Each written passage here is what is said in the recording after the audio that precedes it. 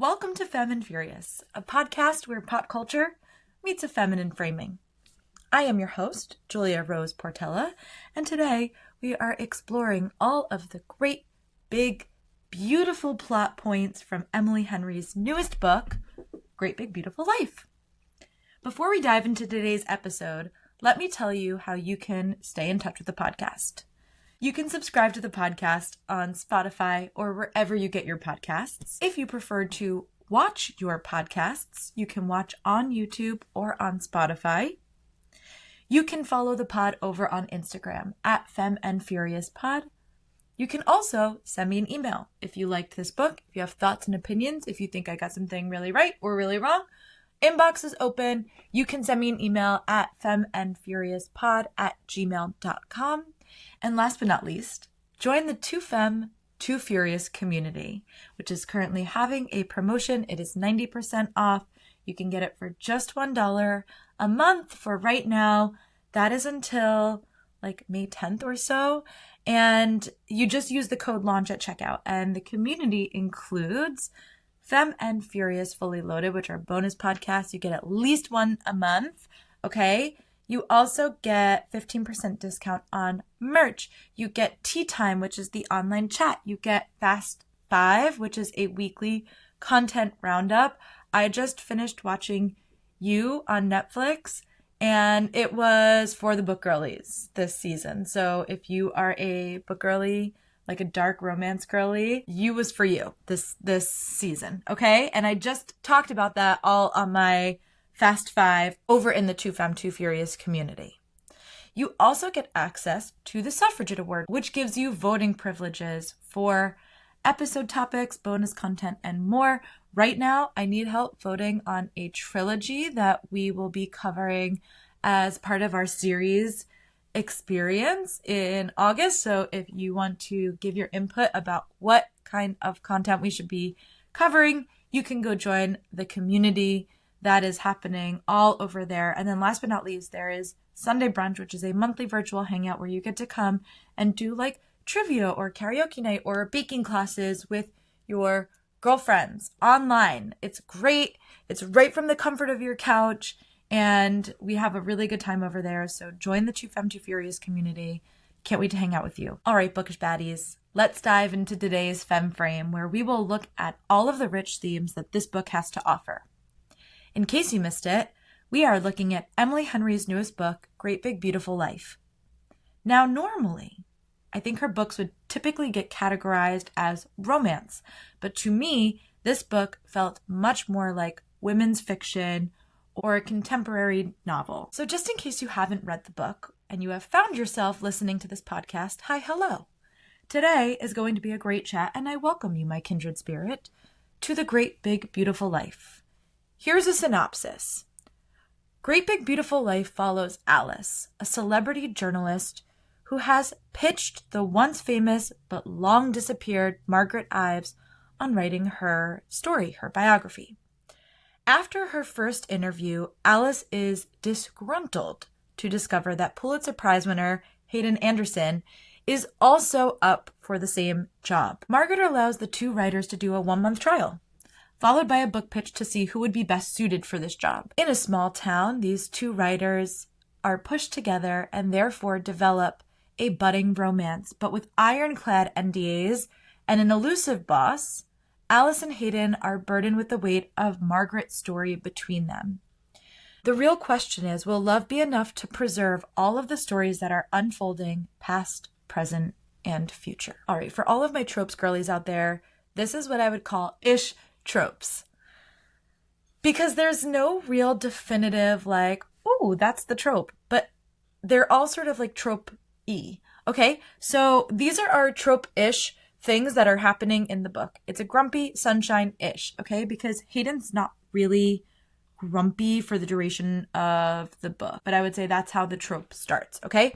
It's also a slow burn-ish because in the context of the real world, this book takes place over a month, which means that them falling in love over the course of a month is really actually quite fast. But in the context of the book, and especially like on the Kindle percentages, it's a slow burn, okay?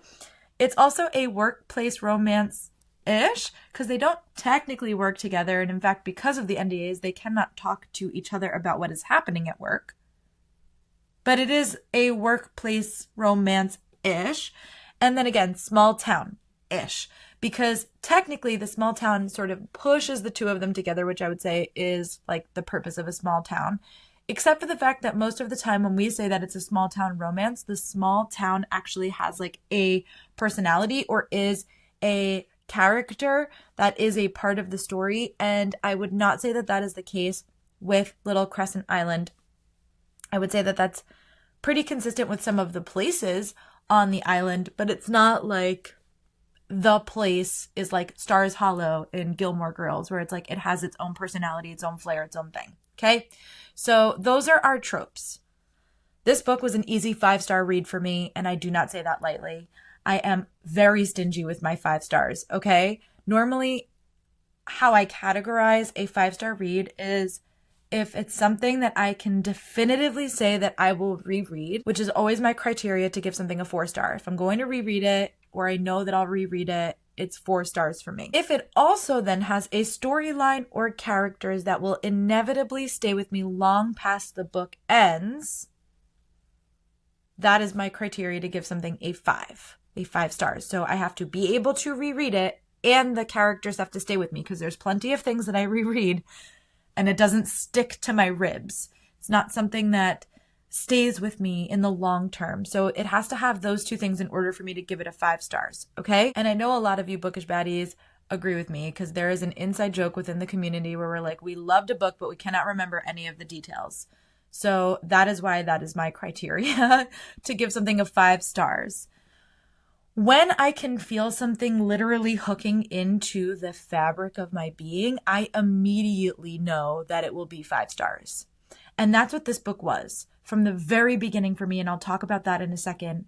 But I thought this book was so rich, and I loved that it explored so much of the nuance that is connected to love across different dynamics and different relationships.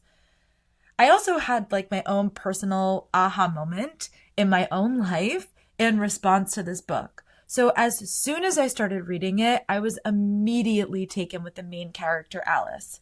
I loved how taken she was with life. I loved that she was so involved and connected to and enamored and enchanted by life that was happening around her and like wanting to participate in it. And as I was reading, I was like, I'm exactly like her. And then I paused because I had to get ready for work and I had to get up and get into the shower.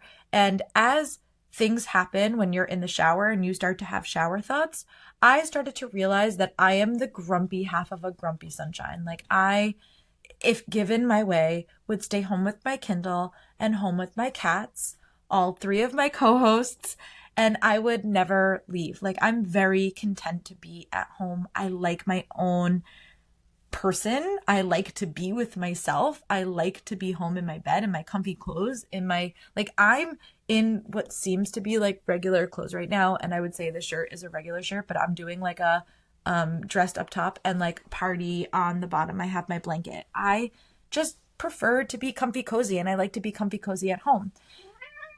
Oh, there's co-host. Okay.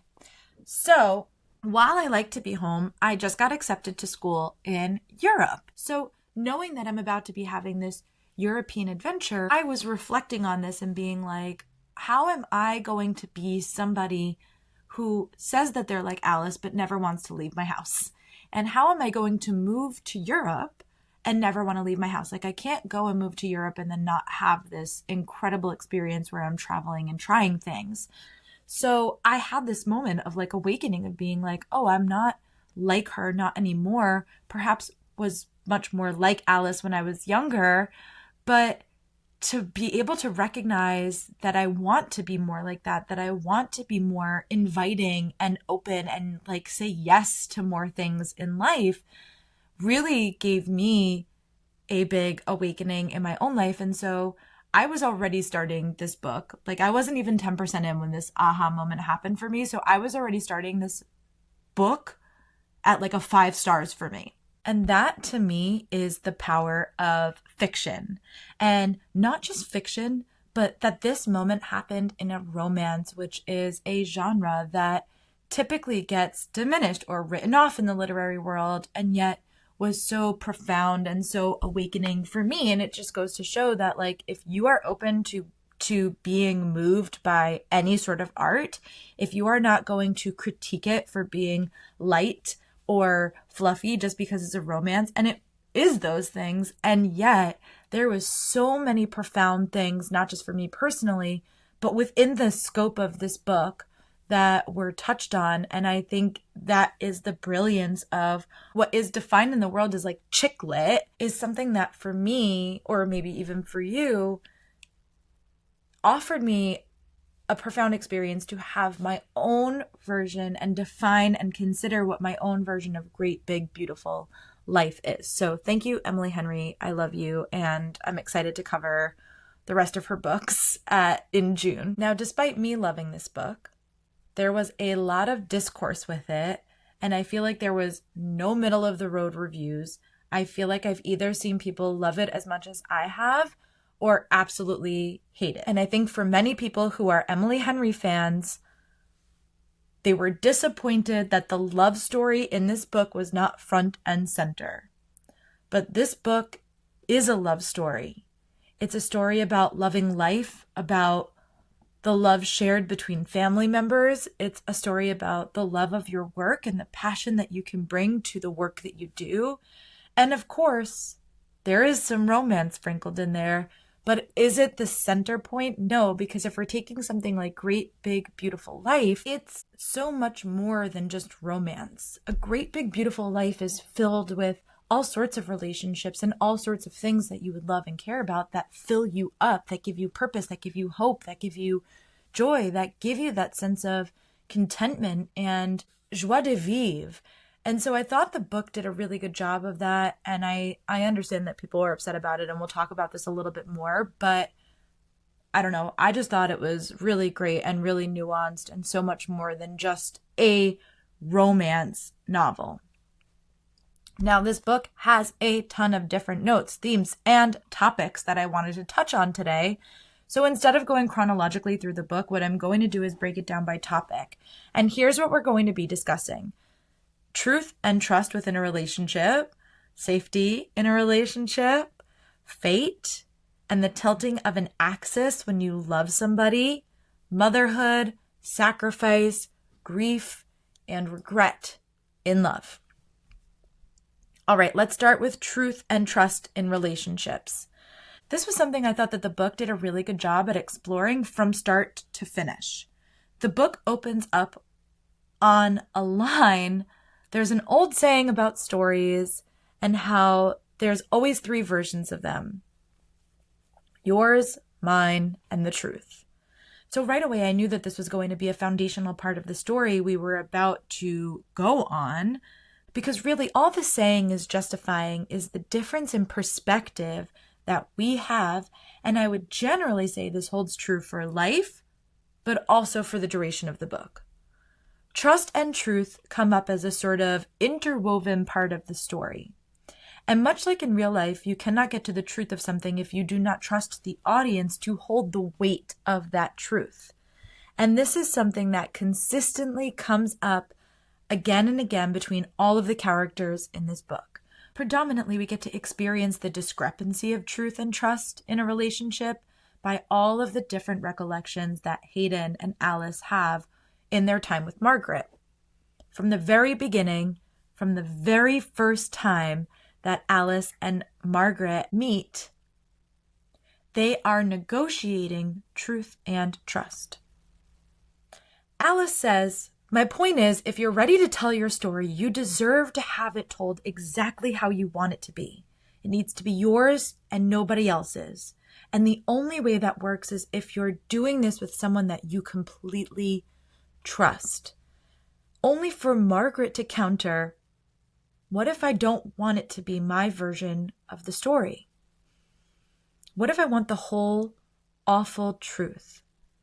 And this really sets up the foundation for Margaret and for Alice, because the entire time that they spend together, Alice is literally willing Margaret to trust her. There's even a line where Alice says, "You can trust me." I think at her in between every line. So literally every single thing that she's saying, she's like, "You can trust me. You can trust me. You can trust me." And this trust between Alice and Margaret ends up becoming foundational for their relationship later on. But in the interim, while Alice is literally working so hard at cultivating this trust with Margaret, she organically draws it out of Hayden. Hayden and Margaret obviously share this very closed off, somewhat cynical and distrusting demeanor. Margaret's stems from fame and from scandal, and Hayden's stems from the scrutiny of being the mayor's son. And I really like this because isn't this fundamentally true for us as humans? We can all recognize that truth is a currency we use in a relationship to afford someone's trust. And so with a character like Margaret, who essentially comes into the story saying that she wants to be able to see her story in black and white, one where she's not the hero. She wants this story being told objectively, that she wants the whole awful truth. Well, her inability to actually be honest, and in fact, often intentionally omitting details or lying, is actually the thing that brings Hayden and Alice together and develops their trust within each other. They're able to create such an understanding that even if they can't discuss what, they can discuss that there is something in Margaret's story that's not adding up. Math ain't mathin'. And this one connection point forges their relationship because each truth that is disclosed between Hayden and Alice feels more organic since the trust that they already have has been pre-established in their shared understanding of Margaret's falsehoods. Brilliant. And for someone like Hayden, who is very reserved, his honesty is the warmth that matches Alice's generally half glass full type of energy. So when he is trying to create physical boundaries, despite his attraction to her, he reinforced that moment with a truth that Margaret sought him out for this job, not the other way around. And so later on, when he confronts Alice about her anger with her mom, despite her reactiveness, as she reflects on this later on, she admits that there is truth to it, which only gets reaffirmed in the same chapter when she starts talking to Margaret and flat out says, "You can trust him." She says it out loud to Margaret. "You can trust him." And then internally she says, "I trust him. There's no talking myself out of it. I just do. That's why what he said bothered me so much, because if he's saying it, I can't shake the idea that there might be some truth to it." She's reflecting on the conversation that her and Hayden had about her mother and her being angry with her mother.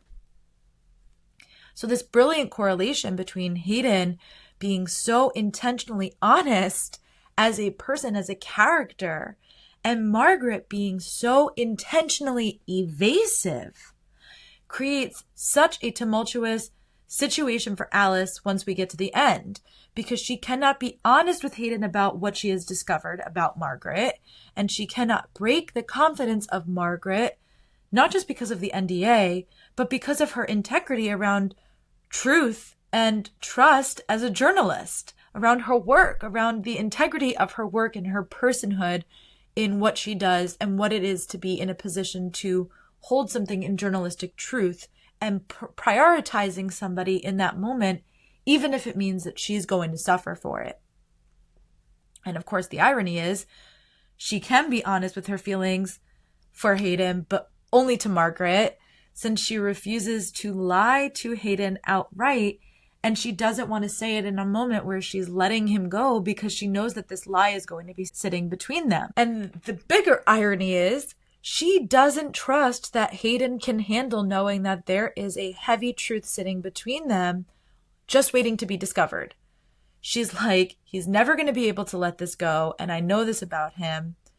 And maybe she's right, but it's a delicate space between the truth that she feels she owes Hayden and the trust that she has built with Margaret that make the ending so satisfying. And then, sort of as like a B plot to this shitstorm that's also happening at the end of the book, is also the knowledge that Hayden dropped out of the audition. So when we have this little tidbit of knowledge from Hayden earlier on that he admits his ex, Piper, and him ended up breaking up because she resented that Hayden got a promotion over her. And of course, the whole time that they've been competing before they even fell in love, he sort of held his talent against her.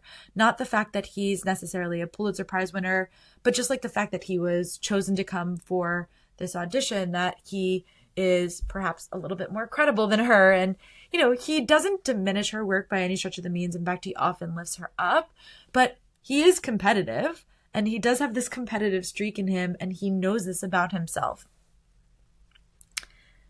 So with no other crutch to hold on to in this argument at the end, because she legally and morally will not allow herself to throw Margaret under the bus, she just says, and then you just withdraw yourself the last minute. So which is it? Do I deserve it? Or did you think I didn't have a chance? He gapes at me. Fuck, Alice, of course I thought you had a chance. I also thought you'd do a better job than I would. And I didn't want this dumb shit to come between us. So there it is, his truth in this moment. And since we already know that Hayden is someone who will deliver the truth, we believe him.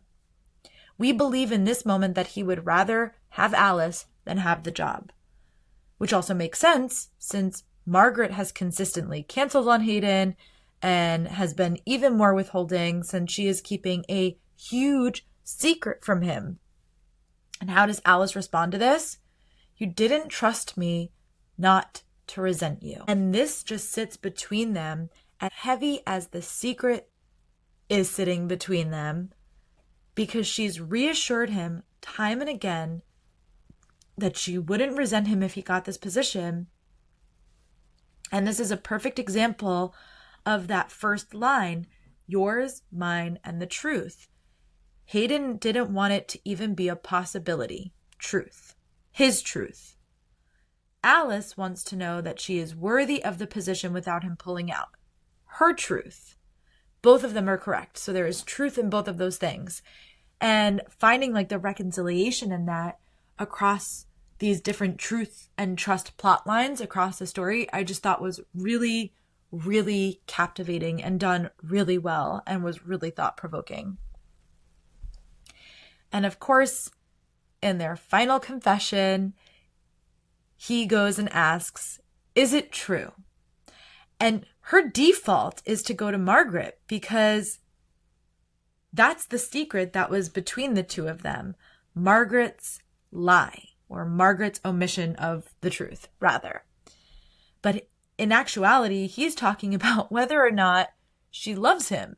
So when he's referring to the letter, he's like, I just want to hear it from you because she's never said it and he's told her not to say it. So that's a little bit on Hayden. But she's in love with him for a majority of the book, for a lot of the book. And he wants to hear this truth from her mouth directly, not on a piece of paper that she's written to Margaret, but from her. And when Alice gives this truth back to him, trust is included in it. She literally says, I trusted you and I loved you and I still do. And I just love this idea of like trust and truth being interwoven as sort of like Ouroboros, where the snake is eating its own tail. It's like the story kind of ever continues in this way. And this brings me to my last little point here. The way that Alice frames the story, a call and response, the headlines, i.e. their truth, and Margaret's response, i.e. her truth, and that in reading those two perceptions, somewhere in between those two truths, we, the reader, or whoever the reader of the book would be, can reconcile both of those things to create their own truth, which is brilliant. Chef's kiss, no notes, 12 out of 10. Loved it. All right, let's jump to the next point, which is safety in relationships. If Hayden is not at the top of your book boyfriend list, then why the fuck not? Hayden is a man who finally is safer than the bear. Just like one of a few, okay? Because I know there's a ton of book boyfriends that we love, but they are not all safer than the bear. Some of those morally gray MMCs, not safer than the bear. Hot, steamy, possessive, protective, but not safer than the bear. Hayden Anderson, he's safer than the bear. And that's why we like Hayden. And before we jump all the way into Hayden, we're going to start with everyone's favorite situationship, Theo. Now, if you were not triggered by Theo, then perhaps you have not lived. Because we have all been here, I think. We have all been Alice, who literally starts the book by saying, fact, I am not the official girlfriend of a man I have been dating for 7 months. Okay. I felt that one in my soul. I had to reread it 3 times. I was like, she's the official girlfriend of a man that she's been dating for 7 months, because that's a normal thing that people would do.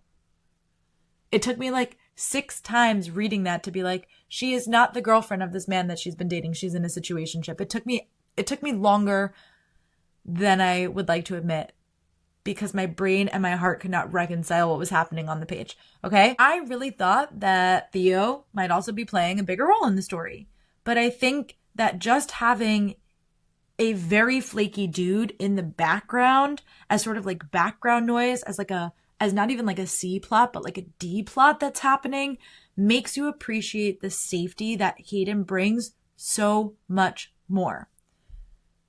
When she describes Theo later on, Alice says, now a different sensation rumbles in my stomach, the anxious flutter I still get when I hear from my on-again, off-again, not boyfriend. How did it go with the heiress, he asks. I'm touched, he remembered. Probably too touched. I haven't talked to him about much else the last few weeks. But still, he reached out to check in. That's something. I felt this part of the story to my core. To my friends and my family who listen to this podcast, you can just hit the skip button 5 times over to avoid reliving our shared trauma for a moment, if you would like, because I dated a guy who was just like Theo, probably even worse than Theo. There were so many times I would do this exact same thing. The delicate balance between seeing an effort for somebody that I sort of somewhat cared about, that sort of somewhat cared about me, and knowing innately in my gut that I deserved more. This is totally inherited, by the way, both in real life and in this book, because Alice is just dying for her mother to take any interest or care about her work. So this idea that this situationship takes a little bit of notice in her work, in her career, something that she feels she needs to validate and prove, of course she would attract the same type of person. I mean, she's reliving the trauma of what has not been fulfilled with her mother through Theo. She then goes on to say, I watched the film for a minute, 2, 3. I set it aside. I was drawn to Theo for his easy confidence and his laid-back, carefree way of moving through the world. There's something so appealing about a person who doesn't take anything too seriously until you have to text with one. Theo's terrible at it. To be fair, I'm not amazing myself, but he's the king of sending a message to which I immediately reply and then waiting a full day to acknowledge my response. And of course, moving through the world in a carefree way is exactly what Alice does. And so that's the irony of it, or sort of the bit in this, right? I would not consider her to be laid back. I would say she takes life very seriously, and so does Hayden, and I think that's why they're a good match for each other. But she is someone who views the world as a playground. She is someone who is opportunistic, and not in a bulldoze you to get ahead kind of way, but in the kind of way where she very intentionally tries to make the most of everything. She sees in Theo what I think Hayden sees in her. And listen, we don't have enough information really about Theo, but what we do know is that she texted him a picture of her drink a few scenes later, and he immediately replies. So when there's any sort of emotional investment that is required, he takes a full business day to respond to her, despite the fact that she responds immediately. But when there's no attachment to it, hey, here's a picture of my drink, where she goes, hey, it's you as a drink. He's like, have fun. Bye. See you later. And it's even dismissive in that way. It's not even like, what is it? What are you drinking? Oh, that's so cute. Thanks for thinking of me. It's literally like, have fun. Bye. Theo is also somebody who stands her up later on. What Theo actually says is, the drive wouldn't be worth it, I don't think. And my thought reading that intersects with the part of the internet that loves to say, if he wanted to, he would. And Alice, you need to be on that part of Instagram or TikTok where they're like, if he wanted to, he would. Because Theo's not it, okay? But Hayden is. So Alice knows internally that this is true. Because she's like, well, if he wanted to change his flight, he could have. He travels. He knows what's up. He knows that he could have changed his flight and flown out from here. If he wanted to spend time with me, he could have. But what Theo is actually saying in that moment is not that the drive is not worth it, but that the reward of the drive, which would be time with Alice, is not worth it to him. And all of this is important to understand because Hayden and Alice have a very quiet love. It is a love born of small gestures, not grand ones. Their love is the type of love that requires you to remember the other one's drink order and delivering them for the other person to find. It's waiting for Alice to get into her car before driving away, or walking her places just to know that she's safe. It's them checking in on each other when they haven't heard from one another in a minute and they think that there might be something going on, or perhaps that the other person is hurt or not okay. It's caring about and being interested and invested in each other's work, and not just this one job that they're doing together, but their work outside of Margaret. And again, this is the type of love that equates to the love that she has with her mom. So what she doesn't get from her mom, she seeks out from Theo. But what she does get from her mom, she also receives from Hayden. And I thought that was really beautiful because the love that she has with her mom is not born of words. Her mom is a bit stoic, to say the least. But Alice even thinks later on, my mom's love has always been an action rather than words. And while she has the words from Hayden, she gets the I love you moment. The foundation of their relationship is action, not words. And in fact, quite literally, because of the NDA, there are many things that they can't even say to each other in conversation, that they have to dance around in conversation because of their current work projects. And still, they end up falling in love because of what they're able to do and show each other, the actions, the small love, the quiet love. Hayden shows Alice over and over again that she is worth it. He would have made the drive from Atlanta. He would have made that drive from Atlanta for her. And even still, this doubt sits in her head. And whether it's from her mom or it's from Theo, or maybe it's just from like Theo adjacent guys that Alice has had to deal with over the course of her lifetime, Hayden not only gives up the job for her, but then offers to move to LA because he wants to be with her. And he's like, every minute that we're not spending together is like a minute wasted. And this is what's going to matter at the end of my life. And even after saying that he'll move to LA, Alice is like, I'm sorry, my guy. I'm going to stay here in Georgia with my mom. And she even says something like, I know I can't expect you to wait for me, but I need this. And he's like, babe, shh. I heard Atlanta is a great place to be a music journalist. And she's overwhelmed by this, even though he just told her he would move to LA from her. Like, he was moving across the country. Now, at least he only has to move like halfway across the country. Like, Georgia's at least like a stopping point between, LA and New York. So he's not only willing to move, but because she's staying with her mom, he literally ends up basically saying, I'm committed to making this drive from Atlanta to see you, to be near you, to be around you so that you can do this project, so that we can end up doing this project with Margaret, which they do end up doing, but so that she can do this project with her mom and spend this time rekindling her relationship with her mom, which becomes so important to her. And this thing that Theo wouldn't do, take the drive from Atlanta to see Alice, Hayden is willing to give up his job, his life, his apartment, his home to be in Atlanta because it means that it puts him in a closer distance to see her. And how profound and beautiful and like full circle is that from this safety that's cultivated within the scope of their relationship. I just love that so much. They practice safety. Even if that's not the direct language that they're using, it's something that they practice over the course of their relationship. It's not even just their love story. It's the way that Hayden comes and saves Alice, a woman that up until this point he had mostly been rude to in the book from a drunk man who's hitting on her. And I'm not sure about you, but I had like a very visceral response to this scene. My palms were sweating, especially when Alice says, I try to signal with my eyes what's going on, like to Hayden, like she's trying to talk to him with her eyes. And if you are a woman, you know this so well because you have been in a situation before, whether it is to a girlfriend or whether it's to a guy friend or whether it's to a stranger, where you are not in a good situation and you are trying to tell somebody with your eyes, like, help me, hello, get me out of this, come over here, interject, just something, anything. And she's having this moment. He's already come up and saved her, by the way, at this point. He's like, hey, there you are. I was looking for you. Okay. Resand. We see you.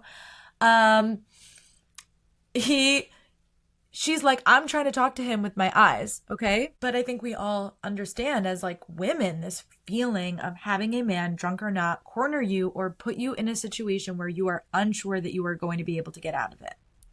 Even if you don't feel that you're in danger, just that sweat, that cold sweat that you get when you are backed into that emotional or physical corner where you're like, hello, can somebody come and help me? And then Alice goes on to even say she's bad at avoiding situations like this. And specifically, she says, I'm bad at this, avoiding drunk people, avoiding creepy people, not starting conversations with strangers, getting out of conversations with strangers.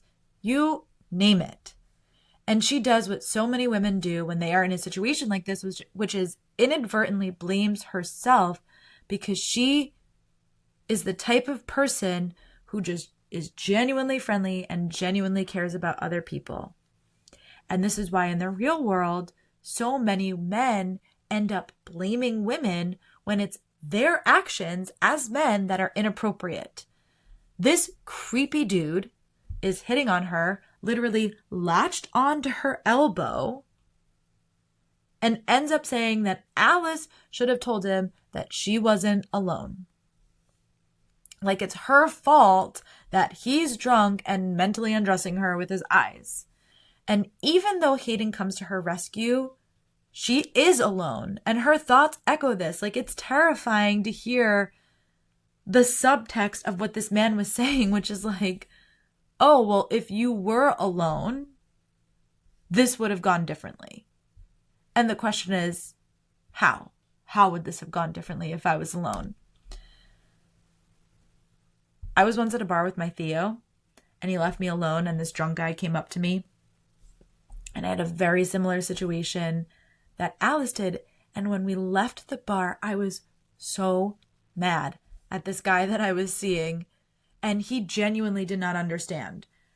And this was not only the lack of care that situationships put in because there is a low level of commitment, but also just the understanding that women have of men being protectors of women against the threat of other men.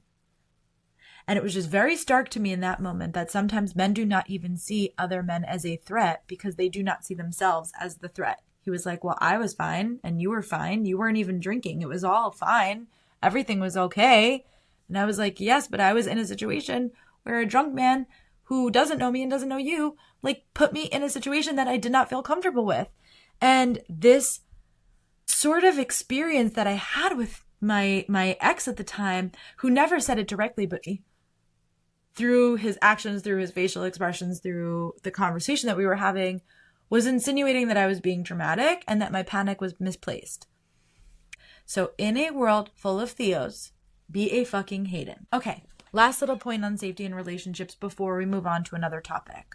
It's not just Hayden who is concerned for Alice's safety. Alice is concerned when she sees that Hayden hasn't eaten the croissant or drinking the green tea, and she's like doing the mental math, and she's like, surely he is back from his run at this point, so why hasn't he eaten this? And she's like, something must be wrong, and she starts banging on the door. She cares about him. She cares about his safety. She cares about his literal physical safety. And while I disagree with the third act breakup, I will say that her intention of trying to protect Hayden and ultimately writing the letter to Margaret, because a part of Hayden's food anxiety comes from not knowing his full genetic history because his mom was adopted. So he doesn't have the full health history.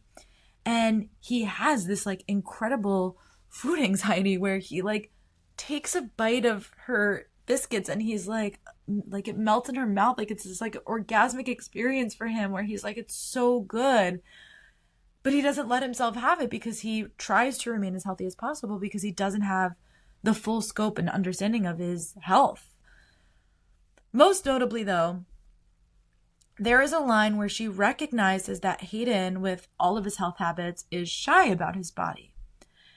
And so not only does she tell him that he is beautiful, which is one of my favorite microtropes when a woman tells a man that he is beautiful, but she continues to reassure him as she thinks to herself, it occurs to me then that in my effort to be positive, optimistic, and understanding, I might have made myself into an unreliable narrator of sorts, someone who can't easily be trusted not to sugarcoat things. And this comes back to truth and trust as foundations of safety in relationship, but also in the fact that she recognizes this in a moment and that she is working to assure Hayden that he is emotionally safe with her, that he is physically, sexually safe with her in these moments where they are going deeper and they're being intimate and they're being vulnerable.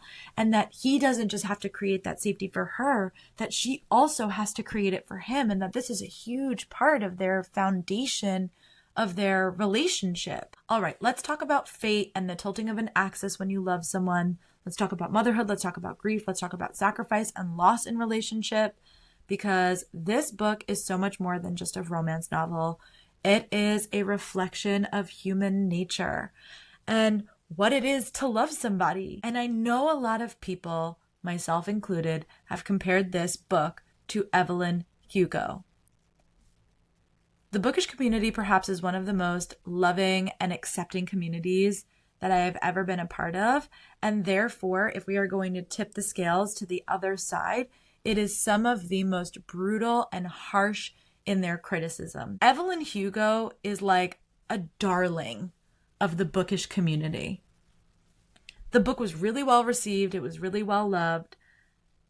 So I've heard a lot of criticism about Great Big Beautiful Life because people are saying that it's copying that. And in a world where movies are consistently remade, like we are just a few weeks away from another Jurassic Park movie, which I will be talking about on this podcast because I love Jurassic Park and it's a huge part of my personal lore. And also, we just love Anthony. But is Jurassic Park original content? Abso-fucking-lutely not. Okay? In a world where movies and TV shows are being remade constantly, like for example, there have been 3 Willy Wonkas in my lifetime, one for each decade. And I would argue that that's 3 Willy Wonkas too much. So I don't understand why we hold books to such a different standard. Why can't we love Evelyn Hugo and in its similarities and its differences also love Great Big Beautiful Life?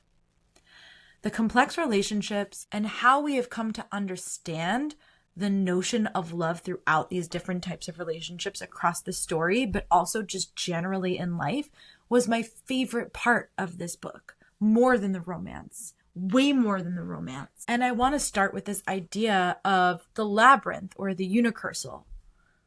Alice thinks to herself, unicursal, with one way in and out. I find it strange that someone like Margaret, who comes from a family so thoroughly ensconced in history and culture, would be drawn to this idea that no matter what you do, you'll end up in the same place. So we know that Margaret's art studio has a labyrinth in it, like a mural of a labyrinth. And we also know that Margaret, as an artist, creates these unicursal murals again and again and again. This idea of all roads lead to here is such a profound concept. And because I will always take an opportunity to talk about myself on my own podcast, thanks. As a metaphysician, this is something I think about all of the time. This big debate between free will and fate. And that this is what Margaret has been struggling with and using as an ability to cope, a filter to cope with the choices that she has made, is one of my favorite things that has been explored in a book in a really long time. Margaret believes innately in what the book conceptualizes as Nicolette, the person that you would do anything for, the person that would make you give it all up. And for Margaret, that came down to 3 people: her sister Laura, Cosmo, and Nicolette. She loves these people so wholly, so fully, that it drives her to make a sacrifice with her daughter that she actually really desperately wanted to have, partly to honor Cosmo and his wishes, but also to honor the privacy of her daughter, who wasn't necessarily being asked to be born into this world of fame where the public feels entitled to you. And of course, Margaret would be obsessed with this idea that all roads lead to the same place, because she goes on to say, I could have found Nicolette with one little Google search. She'd married a small town politician and found her way back under the microscope. A smaller microscope, sure, but just as cruel as any. How's that for the Ives curse? I gave up an entire lifetime with her, and it wasn't enough to keep her safe. So this idea of the unicursal, literally a singular curse or fate, that Margaret believes Nicolette was destined to live no matter what. And so no matter the sacrifice, no matter which path she decided to take, whether she kept her, she would have been under this scrutiny, or giving her up and trying to give her a more private, secluded life, protected life, ends up putting her in the same position anyway. And so no matter the sacrifice, no matter the path we decide to take, no matter the choices that we make along the way, we end up in the same destination. And is this just a thought that she has, or something that she obsesses over to comfort her? Is it an absolution of her guilt or her shame? Is it just a confirmation to her that the choices that she made are correct? Well, I think maybe it's a little bit of all of that, but Hayden points out that this is something he thinks someone needs to believe when they are somebody who has a lot of regrets. And of course, Margaret later on admits that she's somebody that has a ton of regrets. And yet we get this sense of fate or kismet with Hayden and Alice. Like, first and foremost, it is a very small town, and they are sort of destined to keep bumping into each other and being forced into the same places because there's not many places to go. And then when they leave the small town, Alice then later claims, it's strange how being here instantly has changed the boundaries between us, has made everything feel more relaxed, not just natural, but inevitable. That the idea of them is so unicursal that it's no matter what path, we end up in the same place, which is inevitability. It's inevitable. I love that in their story. And even without this job, you can begin to envision all of the different ways that Alice and Hayden may have come together, even if this wasn't the first path that they were taking on their unicursal, right? It could be like Hayden is a music journalist and Alice's father was obsessed with Cosmo, like this rock and roll royalty, so that maybe like an event or an article or something brings them together.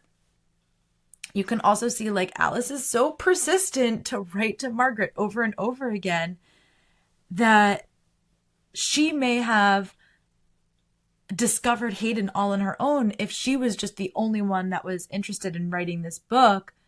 So even if he wasn't invited to the island, you could figure that maybe she would have gotten to the same point anyway, which is like discovering that Hayden and Margaret are related and could have discovered Hayden that way.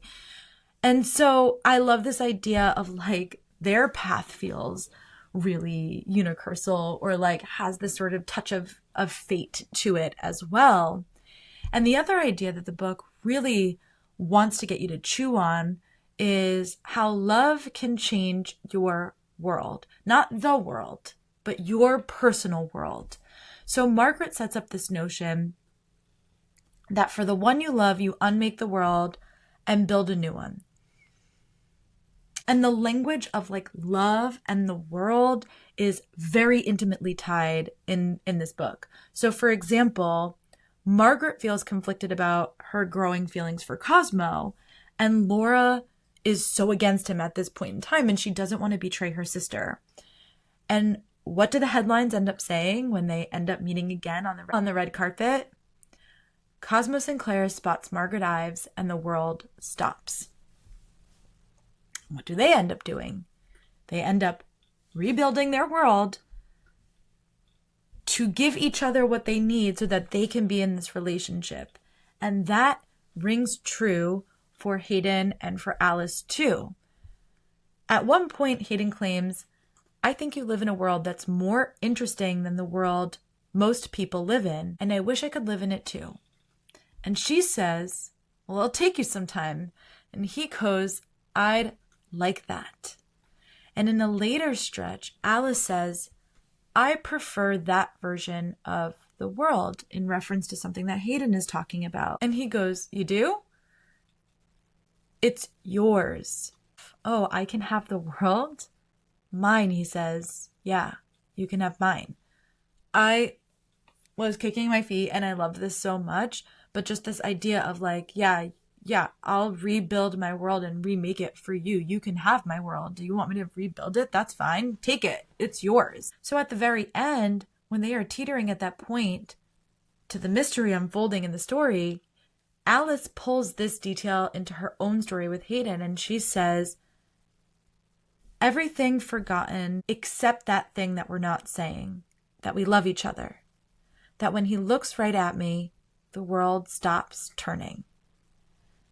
Hayden Anderson spots Alice and the world stops. And in the end, what do? The two of them literally rebuild their lives. They move out of their respective states, LA, California, and New York, and they move to Georgia. And they start their lives in Georgia, and they start it together, and they remake the world, and they end up getting pregnant, and they have a daughter, and they remake the world for her, right? So I love this idea. We also see how the love of the public, or like lack thereof, can also change somebody's world too.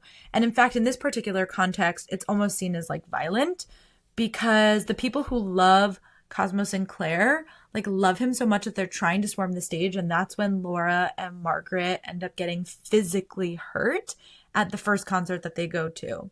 And then there is this overwhelming attention towards her family, paired with like this sense of like grief and loss that drives Laura into a cult where she becomes literally emaciated. She's being abused in some capacity, whether that's mentally or emotionally, we're not sure, but we're definitely positive that she's like not being fed well. And at one point, Margaret even notes that like Laura is afraid of her, even though Margaret loves Laura to like, no pun intended, the end of the earth. Margaret loves Laura so much, and it's so overwhelming to Laura that she joins a cult. And that's not the only reason, but that's a part of the reason, or that's a part of the wedge that's like sort of between them when Laura joins the cult. So again, like this love pushing people into like a state of like remaking the world in a way that's like violent or not actually healthy. And there's obviously other moments too, like the public and the paparazzi leading to Cosmo's death in this very like Princess Diana-esque accident.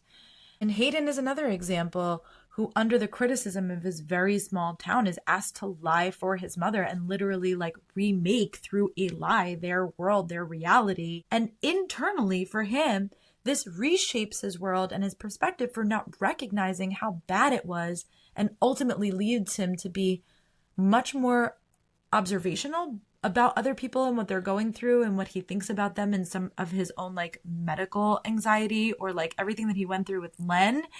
and feeling like anxious about what people might be going through internally, but also the fact that he's more withdrawn and more reserved. And like, it's not this grumpy sunshine. It's like, I'm unsure of the world in some ways, and like the world that has been rebuilt around me because of this critical thing that has happened for me in my formative years. And then of course there's this brilliant bit about ageism and the world being sort of like remade with age for women, so that when Margaret talks about going out again in the public eye, she says it in a way that because she is not recognized and does not have the public eye on her, she therefore does not have the public love on her. And she is sort of like out-aged this hysteria of what it is to be a public figure. And it becomes something nostalgic for the public because there are Reddit threads and there are other people like Alice, or like the Alices of the world, who still care about these things and care about the history or like the mark of these things. And then there is obviously Alice herself, who continues to pull the thread and pursue this story with Margaret. But it's not being mobbed by the paparazzi wherever you go. And Margaret even says, I kept waiting for someone to recognize me, but I'd stopped dyeing my hair or wearing makeup. And more importantly, I was 67 years old.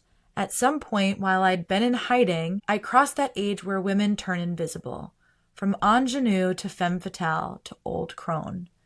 And while I thought it was so sad that from this perspective of women and fame and age and what it does to you and what it does to your psyche, and not even just in fame, because my grandmother, who is also in her 80s, she's Margaret's age, who is sharp as a tack, is one of the most brilliant people I know, had knee surgery, and needed to be in a dayhab for a few days just so that she would be able to get physical therapy and get back up on her feet, because she lives alone. And so we went to the hospital to go visit her.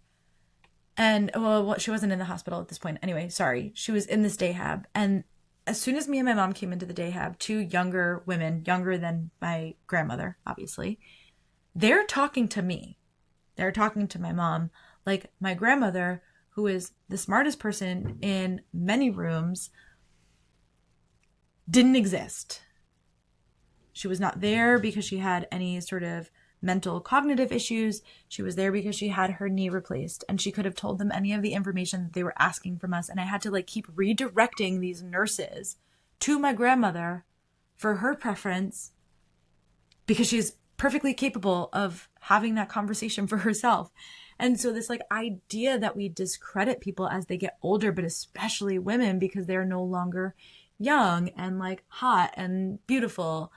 And I thought this was just like a really lovely point that Margaret gets to bring up for herself as like well, now I don't have to deal with some of that stuff, but also in like the pain of what this is for women as we get older, that we are erased, that we become quite literally, as she says, like on the page, invisible to people as we lose our youth, and therefore we are losing our value. And I just thought there is something so profound about that. And if we're talking about like things from the feminist lens, something that is not any more prevalent or important than this idea of the way that women get aged out of things and are consistently aged out of things, and especially in something like the public eye. And what I love about this is that in not being in the public eye, her world is unmade and remade, and now she gets to experience new love within it. Her later years with Laura, Jody, Cecil, Hayden, all of these new connections that she gets to forge without being in the scope of the public eye. And there is also a more subtle theme of love as a sense of belonging. Hayden and Alice connect over their fact of feeling a sense of lack of belonging to their families. And Hayden jokes around that he felt that he wasn't living up to the expectations, especially like he's tall, but he doesn't play basketball. And he's got a brother who's like the captain of the football team and all of this stuff. Meanwhile, Alice has this profound line later on where she claims, talking about her mother, I think she loves me because I'm her daughter, but I've never felt sure that she loves me because I'm me. And like drawing that distinction and being able to hold that as a truth within the scope of a relationship with your mother, I think is really intensely fascinating to explore. And of course, later on, she ends up having this whole outburst to her mother where she says, like, it's so lonely. It's so fucking lonely being the only person who doesn't belong in this family. And of course, what Alice and her mother both come to realize is that it's the loss of their father, or like for Alice's mother, like the loss of her husband, and that this one person is actually inhibiting them from having a more intimate relationship because he was the one that was giving them both this sense of belonging. And I said it on the last episode of The Last of Us that we just did, but there is a great quote from Marvel, one that I am sure I will be talking about forever and ever until the day that I die, and I am sure that I will be mentioning it on this podcast frequently. But there is a quote in Marvel from WandaVision where Vision says to Wanda, "What is grief if not love persevering?" And it's one of my favorite quotes because it is so profound and it is so true, and it is so like that changed the fabric of my being. That was one of those things that sticks to your ribs. Okay. So I love that this idea of grief as love persevering is something that we can consider because the story is so interwoven with grief and with love, because there is so much of it, so much grief and regret, so much grief in the loss of time that like Margaret gets with Laura and that Margaret has with Cosmo, or like this feeling of like loss that she gets of not ever getting to spend time with or knowing Nicolette. And like, then we get this loss that quite literally has happened for Alice with her father, where she ends up thinking about it, where she goes, I wish that I could like have recorded all of this stuff. I wish that I could have just like done more while he was here. And then she goes, and just as fast I feel a breeze ripple over my back, and it's not hard to believe, or maybe just hope, that maybe I didn't need to record it. That maybe he's here, his atoms redistributed, the ashes we sprinkled in the river near our house now mixed with the sand all around me, his love permanent and intractable as ever. Love isn't something you can cup in your hands, and I have to believe that means it's something that can't ever be lost. Such a beautiful passage about love and this idea that like love and belonging with her father, where she like then goes and does like the most human thing ever, and she texts his number and she's like, I know this is going to be given to somebody else someday, but I just text him what is in my heart right now, and I can only summarize it as thank you for everything that he's given her, for the sense of belonging and purpose and, you know, love that he had given her that she does not feel with her mother at all at this moment in time. So when we get to the end of the book, this passage is so brilliant, and I loved this part of the book because I thought it highlighted so much of motherhood and the grief of what it is to become a mother, and to know that this person that is so a part of you is going to be separate from you one day, and how you are going to reconcile that, and then on top of that, losing your partner. And so I thought this passage was beautiful. The mom says, as you grew up, grew into yourself. I don't know how to explain this in a way that won't make me seem like an asshole, so I'll just say it. For the first few years as a mom, I felt like you and your sister were pieces of my heart walking outside of my body. You were your own people, but you were also mine. It feels like a miracle because it is. You had your father's DNA and you had mine, and somehow that made you a whole new person who was both of us and neither. And then you started growing up and you found things to like, things I'd never really considered, pieces of yourself that were all you, and that you didn't need me anymore. It was amazing. It's what's supposed to happen, but it's terrifying too, to let you grow past me. Suddenly there were all these locked doors that used to be wide open hallways. And then she continues on to say, your dad understood you. He understood the things you love. He understood your sense of humor. He had access to pieces of you I couldn't get to, and I was okay with that mostly. But when he died, God, Alice, I haven't been able to figure out how to be what you need. He always knew the right thing to say to you. He always knew how to cheer you up, how to talk you down. And I want to be a good parent to you, but I can't be him. And Alice says, I don't need you to be him. And she goes, you deserve him. You don't know how many times I wish it had been me instead. And so this survivor's guilt that she has, that she's outlived her husband, that he died unexpectedly, and obviously it's not how you're planning to live your life when you're falling in love with somebody, right? That you are going to lose this person that you love so fully, like Margaret lost Cosmo, like the mother lost the father. I don't know their names. I'm really sorry, mom and dad, of Emily Henry's Alice. So I say that because this grief drove them to have this relationship where, because of the grief that was sitting between them, because of the loss of her father, Alice feels put in one position, the mom feels put in another, and they don't ever have this conversation until right now, so it never gets to get healed. And so Alice feels like the mom doesn't love her, and it's clear to Hayden that the mom does, but what ends up being said is like, I love you, but I don't understand you. And the reason why that's so frightening for her is because the father did. And just that this grief is what drives so much of our relationships with people, and how their world was unmade and remade when the father was lost. That okay, fine, as a unit, we can bring some balance to this, because where I don't understand, your father does, and then he can make up for what I can't do. But now when our world has been unmade and there is no person to lean on to do that thing, I don't know how to be what you need. And so as we've rebuilt this world, we've rebuilt it in a way that's not fundamentally stable for either one of us, because I am walking on eggshells feeling like I don't know how to parent you, and you are walking on eggshells feeling like I don't love you. And this is such a brilliant reconciliation, and this is what I mean when I say that this book is so much more than just the romance. The romance is a nice little plot that we get, a wonderful part of the plot, but the love story between the family members is the most prominent, and the thing that I really loved the most throughout the book. So last little tidbit on this, okay?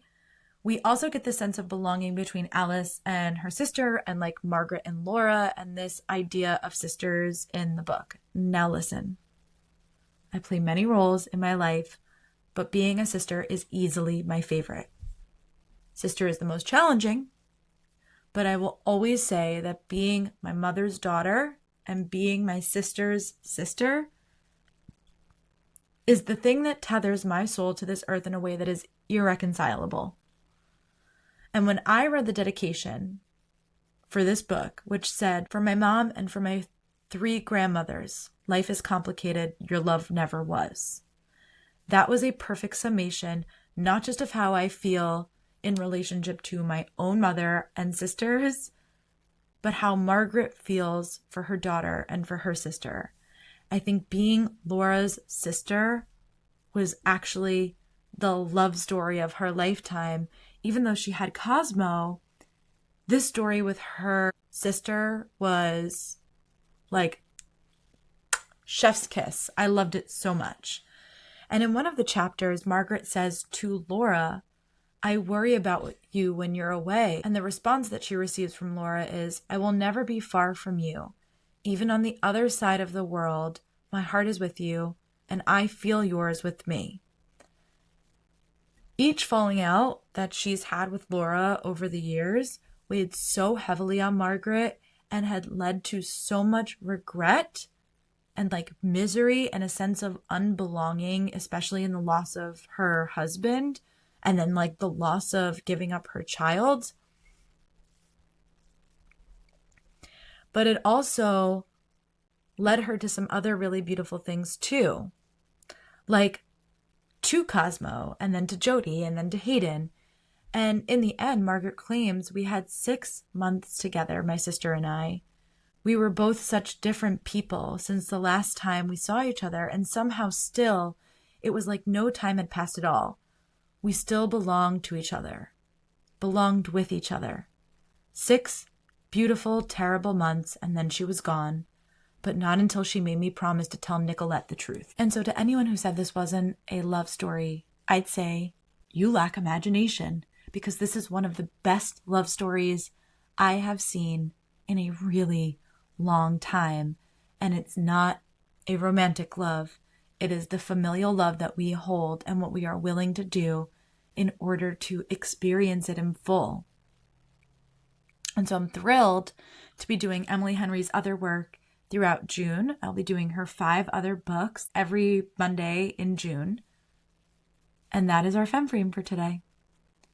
Before I crack open the burn book, I'm going to do a book segment, special for just books, okay, called Judging a Book by Its Cover. So the book is a mosaic, which I'm assuming is Nicolette.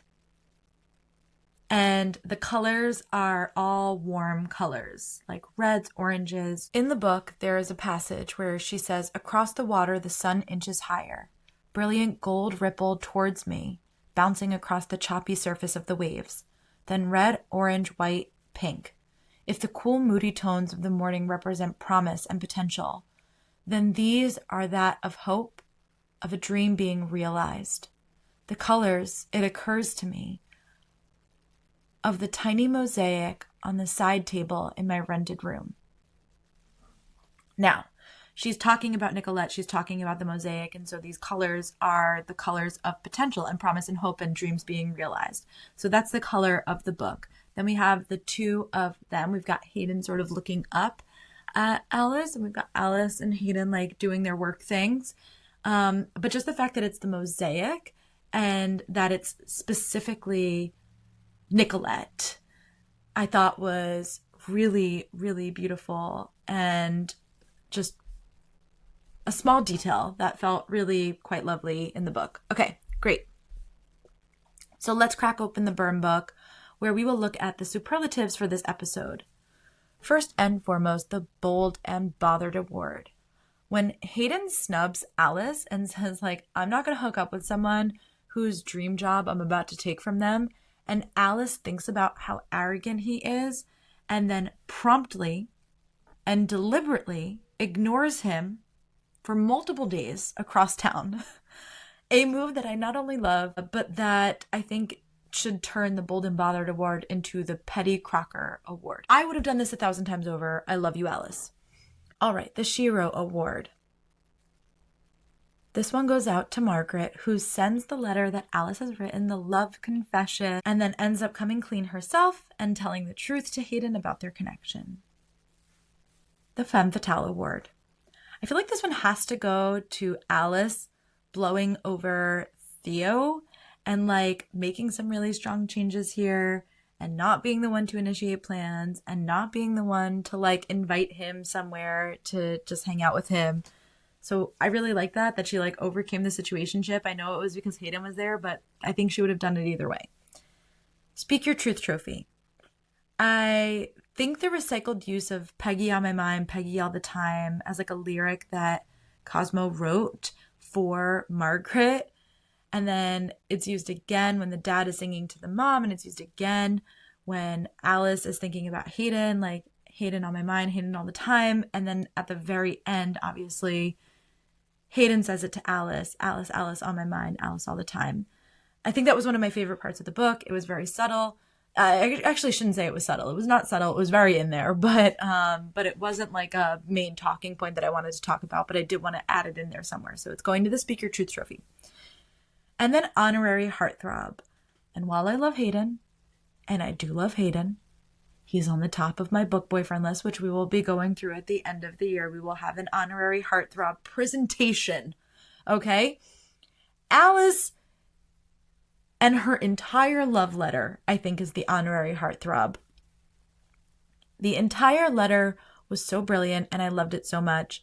And I think it might be one of my favorite love confessions ever. And that's our episode for this week. Thank you for tuning into Femme Furious. If you liked this episode, share it with all of your book besties. Let them know that we are doing all of Emily Henry's books. So if they need some good beach reads or fun summer reads, every week in June, every Monday in June, we will be doing that. That is what is going to be coming after the Last of Us series, okay? And so we're just getting our feet wet with this book right now. I will be back here on Monday talking about The Last of Us Season 2, Episode 4. We are like halfway through, right at the halfway mark of The Last of Us. And then I will be here next Thursday taking our first dive into the MCU, a personal pleasure for me that I'm really excited to explore as we watch and dissect the Thunderbolts. And until then, go and unmake and remake the world for someone that you love. Bye.